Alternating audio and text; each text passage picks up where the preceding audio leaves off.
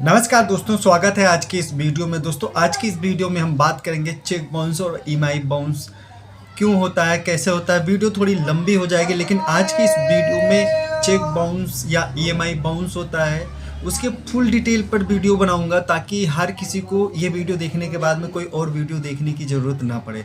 देखिए दोस्तों, cheque bounce एक बहुत बड़ी समस्या है आज के हमारे समाज में। जो और ईएमआई बाउंस, लोगों को पैसे की ज़रूरत होती है, लोगों को पैसा ट्रांजैक्शन इधर से उधर करना होता है, वहाँ पे चेक बाउंस होता है। या किसी को कुछ महंगी चीज़ लेनी होती है, लोगों के पास उतने पैसे नहीं होते, तो वहाँ पे उनको ईएमआई पे चीज़ें लेनी पड़ती है। बाद में कुछ दिन सही चलता है, बाद में बड़ी सारी दिक्कत का सामना करना पड़ता है। तो आज की इस वीडियो में हम ये भी बात करेंगे जनरली चेक बाउंस है क्या, क्यों होता है, और अगर ऐसा कोई ट्रैप हो जाता है, चेक बाउंस हो गया है, तो फिर उसको सेटल कैसे करते हैं मैटर को। आज की इस वीडियो में पूरे टॉपिक पर हम इसी पर डिस्कस करेंगे। तो चैनल पर पहली बार आए हैं तो मुझे अच्छा लगेगा अगर आप इस चैनल का मेंबर बन जाएं। शुरू करते हैं। तो देखिए, जो चेक बाउंस होता है उसके 2-3 कारण हैं। उन तीनों कारणों पर हम डिस्कस करेंगे। देखिए, एक बहुत बड़ी चीज़ है, आप लोगों ने जाने अनजाने में सुना होगा, मटेरियल अल्टरेशन। चेक बाउंस होने का सबसे जो बड़ा रीज़न है वो मटेरियल अल्टरेशन। इनसफिशिएंस फंड तो अलग चीज़ है, एक पैसा नहीं होता है अकाउंट में, चेक बाउंस हो जाता है या ईएमआई बाउंस हो सकता है। लेकिन जो चेक बाउंस में जो सबसे बड़ी चीज़ आती है वो मटेरियल अल्टरेशन होता है। जो मटेरियल अल्टरेशन होता है वो क्यों होता है, कैसे होता है, तो जब हम चेक इशू करते हैं, पहले चेक पे डिस्कस कर लेते हैं, फिर ईएमआई पे चलते हैं। तो इशू करते हैं तो चेक को इशू करते समय कुछ चीज़ों का ध्यान रखना चाहिए। नंबर 1, चेक इशू करने से पहले आप अपना अकाउंट चेक कर लीजिए, क्या जिस अमाउंट का आप चेक इशू कर रहे हैं वो चेक अमाउंट आपके अकाउंट में पड़ा है पैसे की नहीं है। दूसरी बात, चेक इशू करते समय आप जो पेन यूज़ कर रहे हैं उसमें काट पीट नहीं होना चाहिए। चेक बिल्कुल साफ़ सुथरा आप कीजिए, कहीं भी कट पीट नहीं होना चाहिए, क्योंकि ये मटेरियल अल्टरेशन के अंतर्गत आता है। आपके चेक में कोई भी काट पीट होता है या किसी ने काट कर पुरानी पार्टी का नाम काट के एक नई पार्टी का नाम ऐड कर देता है, या साथ में एक पार्टी का नाम ऐड कर देता है, अमाउंट में कोई चेंजेस करता है काट के, या कैसे भी, जैसे 7 बना है उसको 9 बना देना, तो ऐसी चीज़ों को मटेरियल अल्टरेशन के अंतर्गत माना जाता है। चेक के किसी भी भौतिक भाग को फाड़ना ये मटेरियल अल्टरेशन है। एड्रेस, जो पेमेंट एड्रेस होता है उसको चेंज करना मटेरियल अल्टरेशन है। पेमेंट चेंज करना मटेरियल अल्टरेशन है। जो पेमेंट की ड्यू यानी जो डेट होती है उसको चेंज करना भी मटेरियल अल्टरेशन होता है। तो इन सब से हमें बचना चाहिए जब चेक इशू करते हैं, या किसी ने आपको अगर चेक दिया है तो उसमें इन सब चीज़ों का ध्यान रखें और मटेरियल अल्टरेशन से बचें, अन्यथा आपका चेक बाउंस हो सकता है। ऐसे बहुत सारे रीज़न हैं जो ये सारे मटेरियल अल्टरेशन के अंतर्गत आते हैं। एक बहुत बड़ी चीज़ है इनसफिशिएंस फंड। अभी मैंने शुरुआत में आप लोगों से बोला था, पर्याप्त धनराशि आपके अकाउंट में ना होना। अब होता क्या है, बहुत तो सारे ऐसे शिकायत हमारे यूट्यूब चैनल पर लोग कमेंट करते हैं कि जब उन्होंने चेक इशू किया था तो उस समय तो अकाउंट में पैसे नहीं था, लेकिन किसी कहीं से पैसे आने वाले थे और उन्होंने चेक इशू कर दिया। अब होता क्या है, पेमेंट नहीं आती है और चेक तो इशू हो गया है, तो जिस व्यक्ति को दिया गया वो जिस टाइम बताया जाता है वो डाल देता है अकाउंट में, और वो फिर बाउंस हो जाता है। तो फिर उसमें आपको लीगल जो एक्टिविटीज़ होती है, जो लीगल एक्शन होते हैं, उनका सामना करना पड़ सकता है। तो देखिए, ये तो सावधानी थी जो आपको बरतनी चाहिए। दूसरी बात ये भी हो सकता है, कभी कभी क्या होता है, अकाउंट का आप जो ऑपरेट कर रहे थे, जो चेक इशू करते हैं, उस पर ध्यान नहीं रखते। कभी कभी बैंक द्वारा ही ब्लॉक कर दिया जाता है, क्योंकि वहाँ पे केवाईसी और बहुत सारी चीज़ें होती हैं, उनको सबको टाइम से टाइम करना होता है। कभी कभी बैंक भी ब्लॉक कर देता है। तो ऐसे बहुत सारे रीज़न हैं। तो जब आप चेक इशू करें तो सारी चीज़ें को सुनिश्चित करना होगा। इतना चीज़ अगर आपका हो जाता है, उसके बाद में फिर आप बहुत सारी ऐसी चीज़ें होती हैं, इनको ध्यान देना ज़रूरी होता है। अब अगर चेक बाउंस हो गया है तो क्या करना है। अगर चेक आपका बाउंस हो गया है तो सबसे पहले आपको, बाउंस हो जाता है अगर किसी ने आपको चेक दिया था, तो बैंक से आपको चेक मिलता है रिटर्न, या कहीं से भी मिलता है, तो उस चेक के साथ में आपको एक रिटर्न मेमो बैंक बना के देता है, जिस पे अपनी मोहर लगा के देता है। काफ़ी ऐसे केसेस देखने के लिए मिले, लोग उसको भूल जाते हैं, छोड़ देते हैं। वो एक बहुत बड़ी अहम एविडेंस होता है आपके केस के लिए। तो उस रिटर्न मेमो को अपने पास ज़रूर उसको मांगना, अगर बैंक नहीं दे रहा है या तो उसको ज़रूर मांगे। उसमें रीज़न लिखा होता है कि आपका चेक बाउंस क्यों हुआ है। चेक कलेक्ट करें और कोशिश कीजिए आपकी जिन्होंने चेक इशू करके आपको दिया था उनसे एक बार वर्बली बात कर लें। चेक बाउंस हो गया तो हो सकता है वो अमाउंट वो बाद में ट्रांजेक्शन कर दें, आपका पैसा दे दें। अगर नहीं देते हैं then you can take the legal action. अब आपको लीगल एक्शन लेने के लिए 30 जो आपका चेक बाउंस हुआ है उसके 30 दिन के अंदर आपको लीगल नोटिस भेजना होता है आपके अपोजिट पार्टी के जिन्होंने आपको चेक दिया था।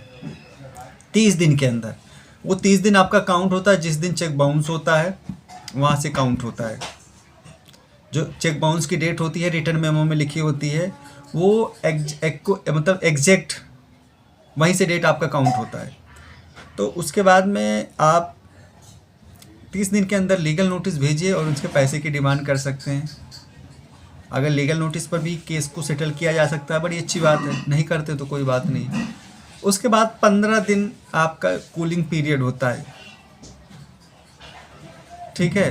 15 दिन कूलिंग पीरियड वेट करने के बाद मतलब 15वें दिन भी आप केस फाइल नहीं कर सकते हैं। 16वें दिन 15 दिन बीतने के बाद में हो सकता है पार्टी इस 15 दिन के अंदर आपको पेमेंट कर दे, फिर केस फाइल कीजिए। अब जब आप केस फाइल करते हैं तो समझ जाएगा वो सारी चीज़ें, फिर ये तो कोर्ट प्रोसीजर हो गया। इस तरह से ये प्रोसीड होता है। इनमें कोई भी कमी नहीं होनी चाहिए। आपका अमाउंट खास तौर पर बहुत सारे ऐसे मैटर आए हुए हैं जो आपका नोटिस अमाउंट है, जो आपका कंप्लेन अमाउंट है, इन सब चीज़ों को एक्यूरेट करके चलें और बहुत ही सावधानी से सारी चीज़ें क्रॉस चेक करें, उसके बाद फाइलिंग करें। बहुत सारे ऐसे सारे केस आए थे जिसमें क्या हुआ था कि लीगल नोटिस का जो अमाउंट था कुछ और था, चेक का कुछ और था, कंप्लेन का अमाउंट कुछ और था। ऐसे कई जिसमें टाइपिंग मिस्टेक हो जाता है। तो इन मिस्टेक से बचना चाहिए, एरर से बचना चाहिए, आपके अच्छे खासे केस को ख़राब कर सकता है। तो ये चीज़ हो गया, चेक बाउंस का मामला हो गया जो आपका 139 के तहत चलता है। इसके बाद में आपका ईएमआई बाउंस है जो मैक्सिमम लोग फेस कर रहे होते हैं। कोई चीज़ लोन पे लेते हैं या पैसे लोन लेते हैं, कैसे भी करते हैं, 2-4 किस्त सही जाती है, बाद में दिक्कतें आना शुरू, डिफ़ॉल्ट होना शुरू हो जाता है। अभी लास्ट शायद इसी जो वीक मतलब मंडे या ट्यूसडे की बात है, एक मेरे व्यूअर्स हैं उनका मैसेज आया था। उन्होंने कहा कि चेक बाउंस हो गया। अब चूंकि उस केस में एक नई चीज़ देखने के लिए, आज तो वैसे मेरी बहुत सारी ऐसी वीडियो हैं जिसमें मैंने चेक बाउंस और ईएमआई बाउंस पर मैं बना चुका हूँ। आज दोबारा बनाने का जो रीज़न है, एक बार दोबारा बनाने का रीज़न है वो ये है, एक बहुत बड़ी अपडेट है। एक्चुअली लास्ट 3 मार्च को, नाम नहीं ले सकता कौन है कहाँ के हैं, उनका केस फाइल होता है और लीगल नोटिस के बजाय मतलब 2-3 दिन के अंदर ही जो बैंक होता है, जो फाइनेंस कंपनी होती है, वो क्लाइंट को क्या करता है, एक मेल करता है कि आपका केस फाइल हो चुका है, मतलब डेट आने से पहले। तो ऐसे बहुत सारे फेक मेल भी आते हैं। तो फेक मेल अगर आते हैं तो उनसे सावधान रहें, क्योंकि आप लोगों को एक चीज़ बताना चाहूँगा, जब हम लोन लेते हैं या सारी चीज़ें करते हैं तो उस समय हमारे डाटा सेलिंग का काम बहुत तगड़ी से करते हैं। क्योंकि मेरा अपना पर्सनल एक्सपीरियंस है, एक्चुअली मैक्सिमम टाइम हम कोर्ट में बिजी रहते हैं, तो इसलिए मोबाइल में डू नॉट डिस्टर्ब एक्टिवेट करके रखते हैं, फालतू मैसेज और फ़ोन नहीं आते हैं। बीच में कहीं थोड़ा सा लोन लिया था और जब से अब एजुकेशन के लिए लोन तो कई बार आते हैं, एजुकेशन के लिए, प्रमोशन के लिए, तब से आना शुरू हो गया। इसका मतलब उनको नंबर, मैं हैरान हूँ नंबर उनको कहाँ से मिला। बाद में मैंने सोचा अच्छा लोन लेने के बाद ही ये सब शुरू हुआ। तो ये डाटा भी सेल करते हैं, तो डाटा अगर गलत लोगों के हाथ में चला जाता है तो फिर वो गलत यूज़ करते हैं। तो आप वेरीफाई कीजिए, आपका कोई केस अगर कोर्ट में गया है तो उस पर्टिकुलर कोर्ट में इंक्वायरी कीजिए, आप जाकर खुद जाकर कीजिए। और अगर केस है तो है, चूँकि इनके पास डाटा होता है तो ये सीधे ट्रैप करना शुरू कर देते हैं। तो जब आपका इसी तरह ईएमआई होता है जो ईसीएस या नैच बाउंस होता है, मोस्ट ऑफ केसेस में यही एक्टिवेट किया जाता है, नैच या ईसीएस। तो जब ये बाउंस होता है, अब चूँकि ईएमआई होता है, अब 30 दिन के अंदर उसमें भी नोटिस करने का प्रावधान है। तो पहले लीगल नोटिस देते हैं 30 दिन के अंदर, उसके बाद में 15 दिन उसमें भी वेट करते हैं, उसके बाद में फिर एक्शन लेते हैं। और चूँकि जो चेक बाउंस EMI बाउंस मामला होता है, हर महीने आपका EMI बाउंस होता रहता है। तो 30 दिन कब से काउंट किया जाएगा? बाउंस होने के अंदर 30 दिन वो किसी भी EMI कम से कम 3 EMI 3 EMI के बाद ही वो लीगल एक्शन लेते हैं, तो वो कभी से भी काउंट कर सकते हैं। इस वाले नहीं, उस वाले EMI से काउंट कर सकते हैं, क्योंकि वो रेगुलर, बिकॉज ECS जब एक्टिवेट आपके अकाउंट में होता है तो धड़ाधड़ होता रहता है, तो उसमें चलता रहेगा, तो एक के बाद एक के बाद एक के बाद। और दूसरी बात यह है कि जो EMI बाउंस होता है, तो ये उसी EMI को रिकवर कर सकते हैं जो बाउंस हुआ है, जो payment and settlement system act 25 में, तो वही कर सकते हैं। लेकिन चेक बाउंस पूरे अमाउंट को, पेंडिंग अमाउंट को कवर करता है, ये एक बहुत बड़ी चीज़ है। तो अगर EMI बाउंस हो गया है तो इसमें भी 30 दिन के अंदर आपको बैंक या फाइनेंस कंपनी होती है नोटिस देती है, और उसके बाद में ज़्यादातर ये जो मामला होता है बैंक या फाइनेंस कहीं से लोन लेते हैं तो ही होता है, मतलब एक इंडिविजुअल टू इंडिविजुअल नहीं होता है। तो अब इसमें अगर आप फंस जाते हैं तो देखिए, जब लीगल नोटिस आता है तभी भी आप चाहें तो सेटल कर सकते हैं बात करके, बैंक से कोर्ट में जाने की ज़रूरत नहीं पड़ेगी। अब मामला कोर्ट में पहुंच गया है तो कोर्ट में जाकर कोर्ट में बोल दीजिए कि मुझे इस केस को सेटल करना है, इसको चलाना नहीं है, क्योंकि वहाँ पे आपका आधार वेरिफिकेशन होता है, पैन वेरिफिकेशन होता है, तो आप ये नहीं कह सकते मैंने लोन नहीं लिया था, कि मजबूरी, आप मजबूरी बता के आप केस को सेटल कर सकते हैं। तो उसके लिए अच्छी चीज़ है, आप सेटल करना चाहते हैं तो कर लीजिए, बेहतरीन ऑप्शन होता है। तो वहाँ पे कोर्ट में जाके बोल देंगे, मेडिसिन सेंटर में जा सकते हैं, या बैंक से या फाइनेंस कंपनी उससे बात करके सेटल कर सकते हैं। आप कॉन्टेस्ट करना चाहते हैं, बड़ी अच्छी बात है, आप कॉन्टेस्ट कीजिए, लेकिन कॉन्टेस्ट करने के लिए फिर आपके पास, केस लड़ने के लिए आपके पास एविडेंस होना चाहिए। आप ये तो नहीं कह सकते लोन नहीं मिला है। कुछ लोगों के कुछ एक्चुअल, भाई आपकी प्रॉब्लम हो सकती है, पेमेंट नहीं है, पैसे नहीं है, इसलिए EMI बाउंस होता है। तो कोई भी नोटिस आता है, कोई भी सम्मन आता है, तो आप लोगों को मैं यही बताऊंगा, सबसे पहले उसको वेरीफाई करें, क्या नोटिस या सम्मन जो आपको मिला है वो सही है या गलत है, उसके बाद में ही आप दूसरा एक्शन लीजिए। इतनी बात समझ में आ गई? क्योंकि अगर आप ये चीज़ नहीं करते हैं, क्योंकि वो उनके पास सारी डिटेल होते हैं, बहुत सारे ऐसे डिजिटल अरेस्ट के केसेस देखने के लिए मिलते हैं, तो इन सब चीज़ों का ध्यान रखें। बैंक ई कोर्ट की वेबसाइट पे जाके भी अपना अगर कोई केस कोर्ट में है तो वह चेक कर सकते हैं, जज का नाम, वो सारी चीज़ें, मस्टेड, सारी चीज़ें चेक कर सकते हैं। ध्यान रहे, जो जहाँ पर चेक बाउंस होता है, अगर जुडिशरी की बात करते हैं, जुडिक्शन की बात करते हैं, तो जहाँ पे चेक बाउंस हुआ है उसी के जुडिक्शन में या EMI बाउंस हुआ है, मैटर चलाने का प्रावधान है।